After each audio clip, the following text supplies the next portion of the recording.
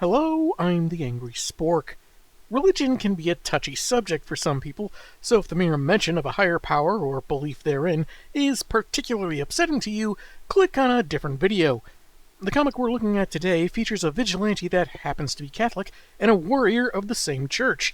Speaking of, could you tell me why I'm still a cartoon or how I became one in the first place?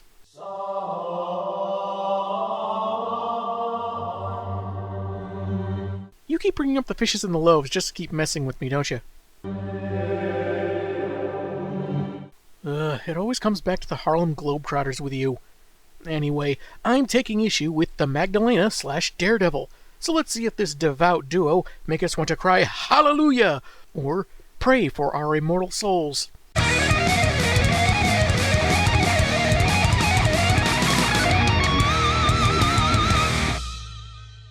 The cover is pretty cool. Murdoch perched on a gargoyle while his co-star stands behind him, cape billowing in the wind, and wielding the Spear of Destiny. She sometimes uses it as a letter opener. The fun part is that chain letters and junk mail burn up and get sent straight to hell. Phil Hester writes and does art, alongside Andy Parks and Blonde. The credits page also gives a little info on the stars of the book, such as Magdalena, top holy warrior from the 2 millennia old line of Mary Magdalene, a disciple of Jesus that saw him crucified, buried, and first to see him resurrected. Each descendant is raised and trained in seclusion to fight supernatural and man-made threats. However, the current holder of the title has struck out on her own after becoming estranged from the church. I know how that is. I didn't attend church for about 18 years until early 2021 for personal reasons, and hey, you know, I have weapons and righteous anger. Maybe I could be...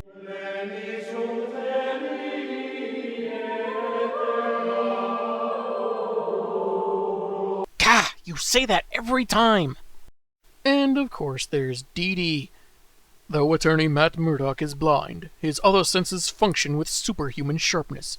His radar sense guides him over every obstacle. He's also really sick of people asking if he can see why kids love Cinnamon Toast Crunch, so knock it off! We begin with a pretty cool-looking first page, panels featuring different portions of a snowy New York City, with a silhouette of Daredevil behind them. It seems very simple, but at the same time it is also very striking. Snow falls in Hell's Kitchen, and the devil curses it. He's really self-conscious that he can only ever manage to make lumpy, misshapen snowmen. Actually, his enhanced hearing picks up every snowflake as it whips through the air and stacks on top of others like shattering glass.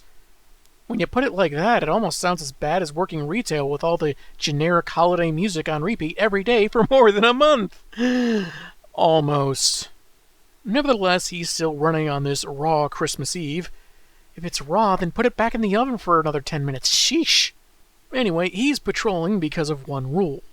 He who smelt it dealt it? Rather, that kids don't go missing in his neck of the woods. Dee Dee sneaks into a bedroom to investigate the disappearance of Michaela Robinson, and the narration wonderfully adds to the setting, describing the various clues and details our hero senses, whether it's the sound of the girl's father pacing down the hall, the scent of toiletries used by the investigators, or the distinct scent of the missing child, which he can use in his search.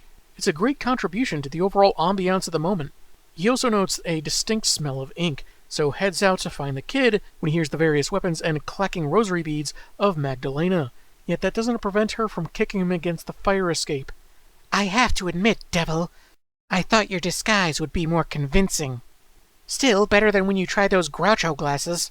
Matt leaps to a nearby rooftop to avoid getting impaled over mistaken identity, but Maggie says she could have killed him 10 times over, but won't finish him off until after he says where the girl is. Daredevil was going to ask her the same thing, for some reason. I know that's a fairly common retort in these situations, but it doesn't seem to make much sense here. He breaks her sword, she uses it to get a good swipe at his arm, and then they just stop fighting, Magdalena saying she doesn't have time to explain the risks and losing track of someone. I thought I missed a page from the scan site, but jarring as it is, this is how the sequence has progressed. Weird. Anyway, Dee Dee offers the help of his super senses, so they head out together. She doesn't want to repeat herself, so he'd best pay attention to her exposition. I have a feeling you'd do more than rap my knuckles if I didn't. Rap My Knuckles sounds like an ill-advised hip-hop album by the supporting cast of Sonic the Hedgehog. About 5 centuries ago in Spain, some exorcists captured a demon and sent it off to a monastery in France. Some of the monks there were less than virtuous, having committed sins they preferred not to confess outright to God.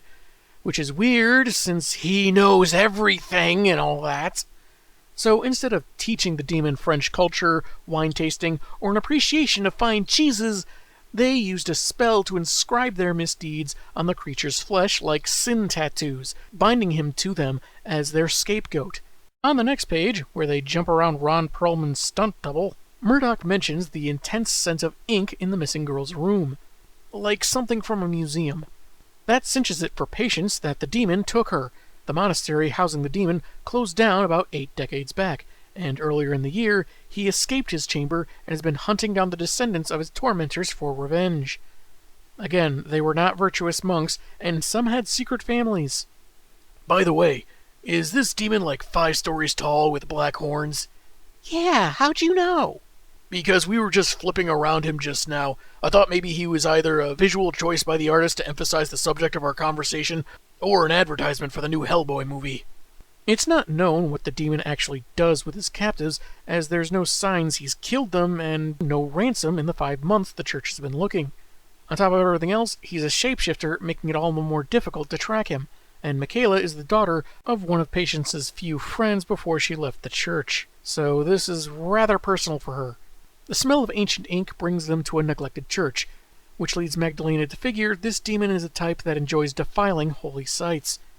She'll question the pastor while Daredevil scouts around outside. Not exactly wearing my Sunday go-to meeting clothes.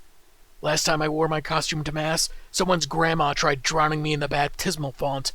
Not a great experience, but her apology cookies were delicious.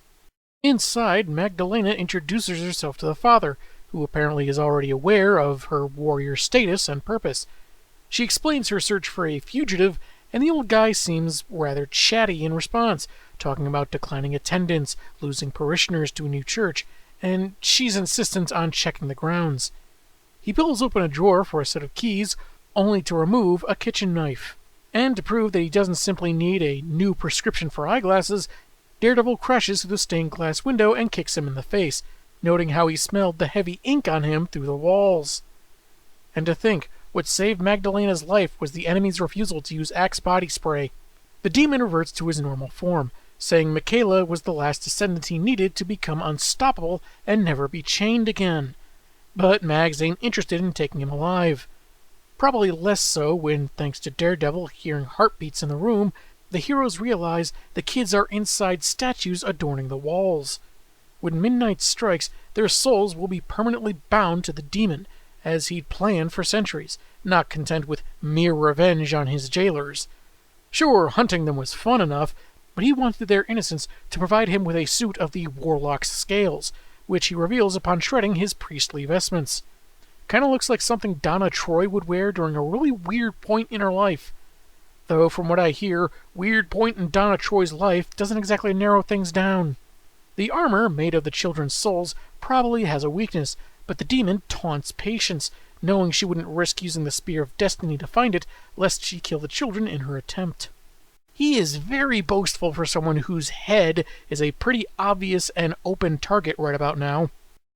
With midnight drawing closer, and the statue-trapped children advancing on them, the demon takes his leave, feeling he's spent enough time with the mortals.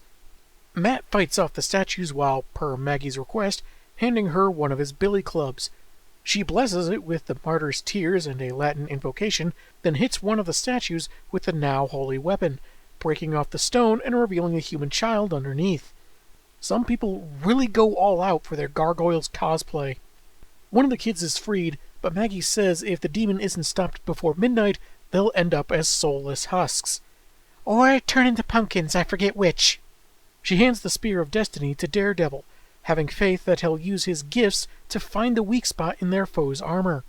He says faith isn't really his strong suit, and she replies that life knocked the cheap Sunday school faith out of her, but she can tell he's a righteous man, and that faith isn't so much about clinging to a belief, but fighting for hope, something Dee Dee does every day. Did no one tell Mags here that faith and belief are, synonyms? And on the very next page, it looks like the demon was really dragging his feet, because Murdoch has already caught up to him as Magdalena confronts the statues. His radar senses detect a shimmering ribbon of energy from the spearhead to his enemy's heart, but also the souls that appear like strands crossing over one another, shifting every few seconds in woven patterns. Humming with music that bypasses even Daredevil's keen ears, and to lodge somewhere in his soul. Remember, these are the souls of children, so probably it's mostly covers of Let It Go and Baby Shark. Killing the Ahmad demon without puncturing those souls would be like trying to spear a fish without getting the blade wet. So what I'm getting here is, Daredevil has to saran wrap the Spear of Destiny? Unfortunately, the church bell begins ringing and it overwhelms Matt's senses. Dang it, Quasimodo, you could not have picked a worse time for this! Given this development, the demon opts to get closer to the bells, and while Dee Dee pursues him, his target has a big head start. And there's too much noise from the bells and even his own heart to concentrate on throwing his weapon. He keeps running, pushing his senses beyond their limits, feeling even the grit on the floor as needles against his feet, and the spear suddenly feeling heavy from all the blood it spilt. And on the good carpet, I mean really! The atmosphere becomes solid with information, and at the center of it, Daredevil finds only himself. Did Matt Murdock achieve nirvana in an old church while trying to harpoon a demon? 'Cause that sounds really cool! His senses become so overwhelmed that he's essentially blind again as the 11th bell strikes. With nothing else to lose, Matt throws the spear, guided more by hope than strength, and the single thought that children don't go missing in Daredevil's neighborhood. On the final page, we find the spear flew true, right through the floorboards into the demon's heart, and all the lights in his armor now snuffed out. Magdalena arrives to confirm that all the children are freed, their souls returned, but wearing the robes their statues had, despite the first kid being freed in his civvies. Anyway, the comic ends with narration saying Daredevil no longer curses the falling snow, because the sound of it crunched beneath Michaela Robinson's feet will soon fill the Christmas morning air. That was Magdalena Daredevil, and for a fairly quick read, it was, for the most part, pretty good. Feeling very much like one of those crossovers where they exist in the same universe just for this story, it moves things along fairly quickly. Maybe too quickly at times, like how the two just suddenly stopped fighting without explanation and started sharing a quest. They didn't exactly exchange information, hero names, backstories, and they didn't really need to. It kind of played out similarly to how it might have if you replaced Patience with another Marvel character, if one Dee Dee isn't already well acquainted with. If you wanted to keep things in the same religion, Marvel's got no shortages there. Eddie Brock, Sunspot, Nightcrawler obviously, Dagger. Spider-Man isn't Catholic, but his clone Kane apparently is. Figure that one out. The art is really good, with effective use of the snowy setting in the first few pages and some really nice stylistic choices. The villain's motivations made for something of a twist, but also a mixed bag the more I thought about it. Even if you set aside the whole, when is it exactly midnight for this whole spell incantation thing to work. It sort of makes sense that maybe he wouldn't care that much about revenge since, demon, he's already evil, so what's a few sin tattoos when he easily outlived his captors? Though he specifically targeted descendants of those same monks, so either revenge played at least some part in those abductions, or, given the spell initially used on him, summoning his armor would only work with those specific bloodlines. One can only guess, since the story doesn't get that detailed. The narration got a bit poetic, but I feel this was an instance of it being used to enhance the tone of the story, and to great effect in describing Daredevil's experience. Much better than other attempts I could name. Excuse me. Now we arrive at a heavier, more theological discussion brought up by this story. First, the French monks. Not the most committed to their faith, and maybe not the most attentive either, if they thought they could get anything past God. Oh, isn't that cute? But it's wrong! I mean, seriously, confession exists for people to admit that they strayed or failed in some fashion, make some kind of atonement, and strive not to repeat those sins. This isn't to say men of the cloth haven't made mistakes or anything, it's more a criticism of their reasoning. So yeah, they probably went to hell. Then there's the scene of Magdalena giving Matt the spear. Gonna get this out of the way. How does he say faith isn't his strong suit? The Marvel Wiki specifies one of his abilities as devout Roman Catholic. Maybe in 2008 he was going through some stuff that cast doubt on his beliefs, and I've never been the biggest follower of his title. But how can he be devout in his religion without faith? Though Patience's interpretation is puzzling. She's a warrior whose gear and mission are from the Catholic Church, who are about following the teachings of Jesus Christ.